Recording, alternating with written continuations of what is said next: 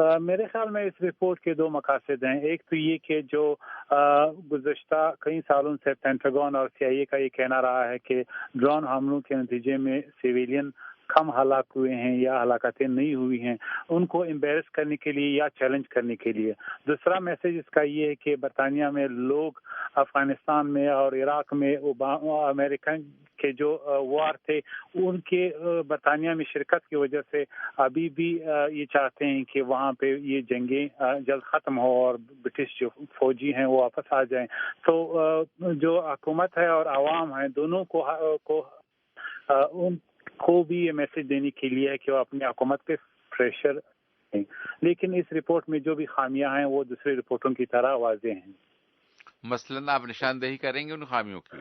जी, अभी तक ये मालूम नहीं हो सका कि कितने मुल्की या सिविलियन लोग वहाँ पे हलाक हो गए हैं।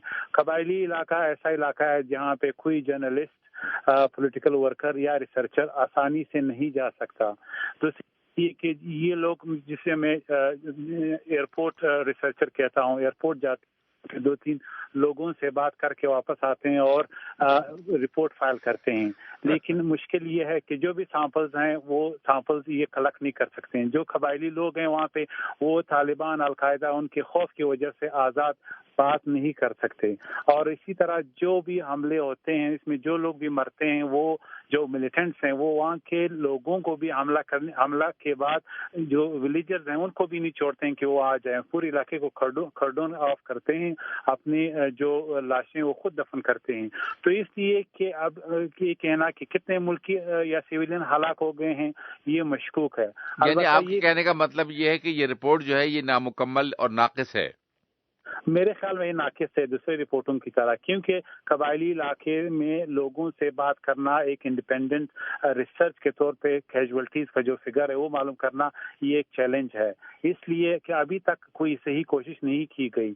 एक कोशिश की गई 2 साल पहले, जो आरियाना इंस्टीट्यूट है पाकिस्तान में, उन्होंने कोई 5 टीमें कबायली इलाके भेजी थी, जिसमें तकरीबन 550 कबायली लोगों जो मुख्तलिफ शोबाए जात से ताल्लुक़ रखते थे उनसे बात की। उन्होंने एक तस्वीर दी कि तकरीबन जो 80% हमले हुए हैं उनका टारगेट एक्यूरेट रहा है। अब ये जो भी वो हैं वेस्ट में, मिसाल के तौर पर अमेरिका में जो ब्रूकिंग इंस्टीट्यूट है या न्यू अमेरिकन फाउंडेशन है, और यहाँ पे जो ब्यूरो ऑफ इन्वेस्टिगेटिव जर्नलिज्म है, इनके लिए वहाँ पे लोगों से बात करने के लिए वो नेटवर्क, वो कॉन्टेक्ट नहीं है जो वहाँ पे मकामी रिसर्च या मकामी जो जर्नलिस्ट हैं या जो थिंक टैंक है उनके पास है। और देखने में ये आया है कि ये रिसर्च करने के वक्त उनकी आवाज नहीं सुनी गई या इनको इन्वॉल्व नहीं किया गया। तो आप ये समझते हैं कि अभी सारे हालात पे पर्दा पड़ा हुआ है और कोई जरिया ऐसा नहीं है कि सही हकायक जो हैं वो सामने आ सके? मैं समझता हूँ कि ये पाकिस्तान गवर्नमेंट नहीं चाहती कि वहाँ पे जो असली तस्वीर है वो दुनिया के सामने आए, वहाँ पे क्या हो रहा है, जो आम लोग हैं वो क्या महसूस कर रहे हैं, और जो ड्रोन हमलों का वाकई जो इम्पैक्ट है वो किस तरह है।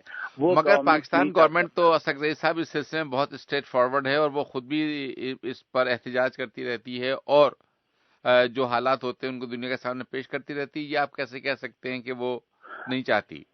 वो ये नहीं चाहते हैं कि ड्रोन ये हमले जारी रहें, क्योंकि ड्रोन वाहिद ये एक ऐसा जरिया है जो इन टेररिस्ट के खिलाफ अभी तक मौसर रहा है। वहाँ पे जो लोग हैं वो टेररिस्ट के खिलाफ है, लेकिन वो वहाँ पे डर की वजह से नहीं कह सकते हैं। जबकि पाकिस्तान की जो एस्टेब्लिशमेंट है वहाँ पे उन्होंने एक स्ट्रेटेजिक स्पेस दे रखा हुआ है इन लोगों को, जिसकी वजह से आम लोगों को अपना ओपिनियन एक्सप्रेस करना आसान नहीं है। लेकिन बाहर की दुनिया को ये तासुर देने की कोशिश की गई है कि ये सारे लोग हैं, ये एक लोकल रिबेलियन है जो ड्रोन हमलों के खिलाफ है। लेकिन फैक्ट ये है कि हमारे जो कॉन्टेक्ट हम जो बात करते हैं वहाँ पे लोगों के साथ, वो कहते हैं कि चूंकि पाकिस्तान की गवर्नमेंट इन लोगों के खिलाफ कुछ नहीं करती, तो इसलिए इनके लिए वाहिद एक जरिया है वो ये कि ये ड्रोन मगर पाकिस्तान गवर्नमेंट का तो बड़ा क्लियर मौकफ है कि वो जो भी दहशतगर्द हैं या जो भी फसाद फैलाते हैं वहां पर या दहशतगर्दी करते हैं उनके खिलाफ वो कार्रवाई कर रहे हैं, और उन्होंने इस सिलसिले में बड़ी कुर्बानियां भी दी हैं पाकिस्तान की फौज ने, पाकिस्तान के शहरियों ने। खैर बहरहाल ये अपने अपने नुक्ते नज़र की बात है। आपका बेइंतहा शुक्रिया असगज़ई साहब। इंशाल्लाह आपसे फिर गुफ्तगू होगी।